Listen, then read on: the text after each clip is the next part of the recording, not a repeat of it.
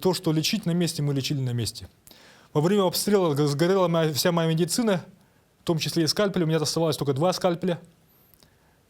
Я их берег на большие операции и делал операции якутским ножом.